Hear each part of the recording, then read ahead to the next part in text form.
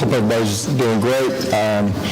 Great weekend here on Rocky Top. Obviously, a unique celebration, just the way the game unfolded and the passion and pageantry that was Saturday here in Neyland from the morning until the celebration on the back end. A truly really unique experience. So I appreciate our fans. They were awesome all night long, and this morning, for our players, we pushed forward.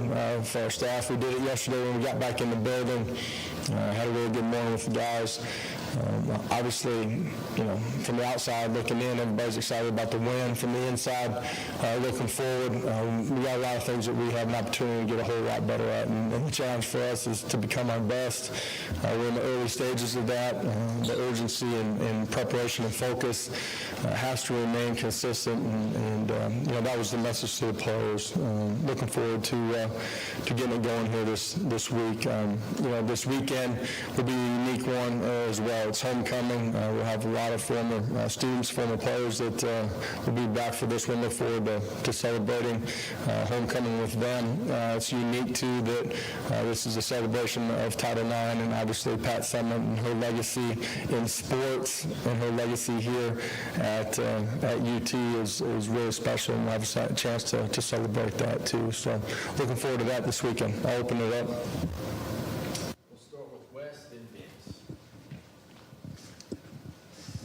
Josh, to the extent that you can see kind of these things on Monday morning, do you feel like the guys did come in with the right mindset? Did they feel Today? like it? Yeah. Yeah, they got a good dose of reality from their position coaches and from me too. And but the look in their eye too said that they wanted to improve. And the short time that we spent on the grass was really good. And I'm looking forward to this week unfolding the right way. The reason that we've been able to play and find a way to win each week is their preparation has been good. Not perfect, but been really good. And that urgency, that focus as we get our game plan, get on the practice field here in the early part of the week is going to be critical. And I say it every week. It's about us. It's about, our preparation. But the challenge is about us becoming our best, too. And they all understand there's a lot of things that we got to get better at. Josh, I know you often want to deflect attention, credit, all that kind of stuff to the team and the program. Yeah, I'm not just deflecting it. Those things happen because of the players and because of the coaches. Right. So what was later on that night for you? I'm sure it included some recruiting. What was that like? There was a lot of recruiting. Long celebration in the locker room, as there should be after a win like that, and just the way it unfolded and that game anyways. That's a celebration that we want to have more of. Opportunity on the back end of that to do a bunch of recruiting. There was a great amount of guys that were here, and that's important for the future of our program. I got post-game things that I got to do too. So once I got out of here and got home, probably close to midnight, got a chance to spend a bunch of time with my family, had a bunch of friends in for the game too, and eventually get to bed at some point in the early morning. Okay, so you answered my question. That's what I wanted you to kind of expand on. Take us through the final series when you guys get the ball back, 15 seconds to go, your game plan, the repetitions you had in that situation, things like that. Yeah, you practice those things in training camp, how you want to function and operate in a lot of different scenarios. It's impossible to give those guys those scenarios every single week. Love the fact that our kids understood what we were trying to accomplish, from wideouts to quarterback to, protection up front, able to go execute in those situations. The fact that we still had timeouts left was critical. Our guys understanding, the concepts that we're running, but being able to handle, the pressure of that situation, go out and execute. Speaks to it. We try to replicate some of those scenarios throughout the course of the week, but you're really kind of cycling through those things, and it was a big-time performance by those guys at the end of the football game. So when they missed the field goal and you've got 15 seconds left, you immediately looked at your play sheet. You didn't really have much of an emotional response. Is that in those moments, do you feel like it's more just about stay on course? Well, I mean, you immediately transition, right? They make the field goal. You're flipping to a different scenario, and you got to go play that out and execute it. And they miss it. Where are we at? Time allotted, timeouts left. You know, how do we go get 2 chunks and get ourselves into field goal range? So absolutely, you flip the script, and your players have to do that as well. Well, the players have complimented you a lot on your even-keeled nature, not just within games, but also week to week. I'm curious to know if that's like a natural part of your personality, or is it a learned behavior from your dad or coaches? My dad was a lot more emotional than I am on the sidelines. Might be because he's a defensive guy by nature too. I think having played the position, and I'm saying playing quarterback, having been in a lot of different positions, understanding. I think, you know, from being a kid to being a player, that your players are going to feel off of you way more than they listen to you. They feed off of your body language and your energy that you give off. So, you know, I try to be consistent and calm in those situations, hopefully keeping them calm in the storm too. Coach, your team did a lot of things well on Saturday, and I'm sure you're probably not as familiar with some of the history as we are, but that's the first time in a long time that Tennessee has been more physical than Alabama up front, averaged almost a full yard more per carry running the game. Did you anticipate that going in, and what can you say about your guys in the trenches on both sides? In comparison to them, didn't really look at it that way. Knew the physicality was something that we were going to have to win. The line of scrimmage was going to be important on both sides of the line of scrimmage for us. Defensively, you know, our front 7 safeties in their fits.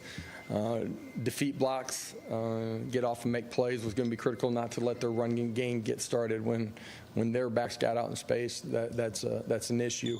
And then for us on the offensive line, we knew that the run game. You guys heard me say it, I think, earlier in the week, that there's a huge difference in 2s against those guys because of how third down gets played out versus 4, 5, 6s, and the tempo, the mentality, the attitude, the way we showed it to the team today, just the way we finished our runs, the pile moving forward was a huge difference in that game, and proud of the effort and strain that everybody had on both sides of the line of scrimmage. Josh, do you have an update on Jalen McCullough? And then with his lack of availability Saturday, was that a coach's decision or an administrative decision? Yeah, he's not suspended. He's been around, just wasn't available for Saturday. Process still going on with him, and we'll see how that continues to play out here. Look forward to having him available soon.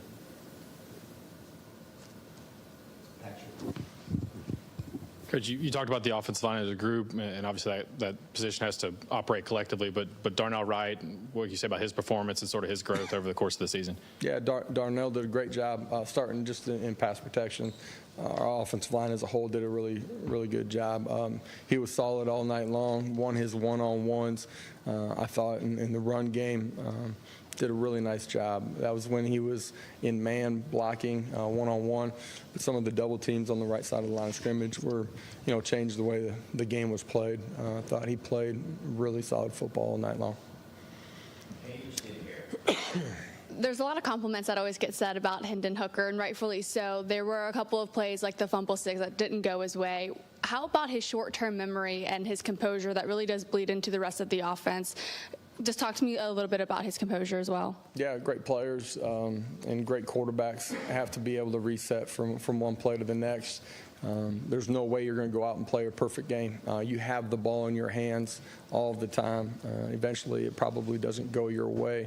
Been really fortunate that it has gone his way, our way. Most of the first half of the season.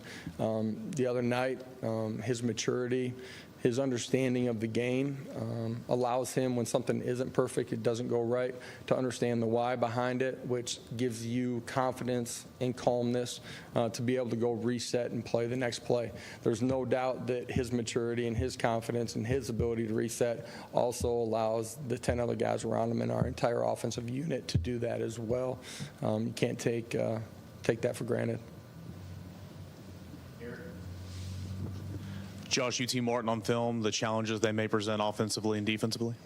Yeah, for us offensively, us defensively, them offensively, they've put up a bunch of points, a bunch of yards here in the first half of the season. Line of scrimmage is going to be important. We got to apply pressure to the quarterback and got to be able to match guys out on the outside on the perimeter. It would be important to win the line of scrimmage on the defensive side of the football in this one. For us offensively, line of scrimmage is where it starts. We got to be able to run the football.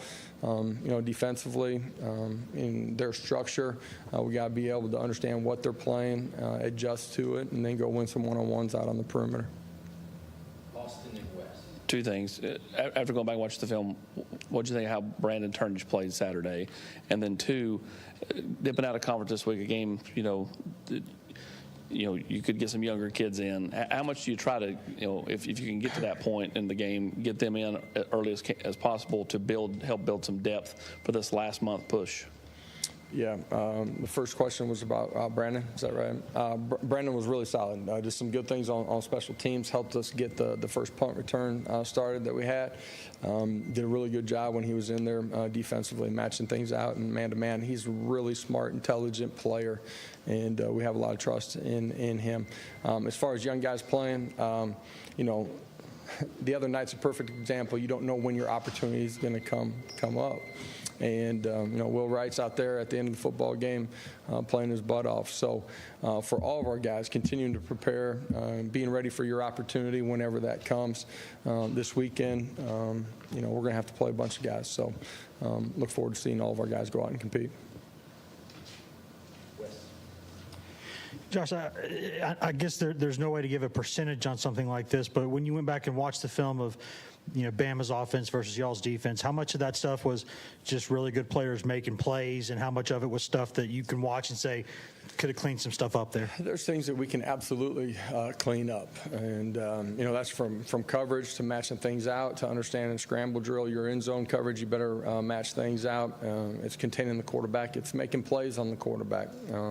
At the same time, they got a special player back there too that was able to extend plays and create some things too. So I do love the way we continue to reset and go play the next play and continue to play hard. Back to Eric. You mentioned William Wright being out there at the end of the game. Yeah. If you go back to spring practice, there was a lot of injuries. He was out there getting a lot of reps and getting better. Yeah. Is that something that you can move forward and kind of coach and use it as a teachable moment for everybody? Yeah, I talked about it this morning with our football team. He did some really, really good things throughout the course of spring ball. His ability to trust us and to continue to grow, from the time that we've shown up is a part of why he's grown as a player.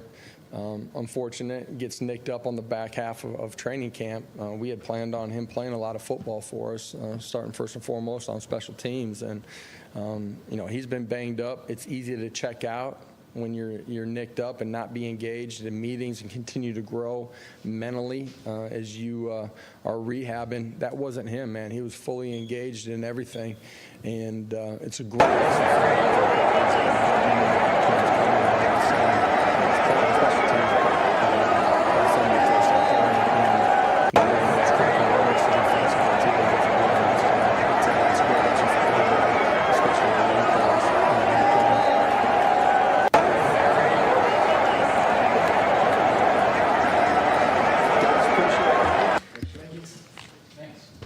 Have a great Monday afternoon.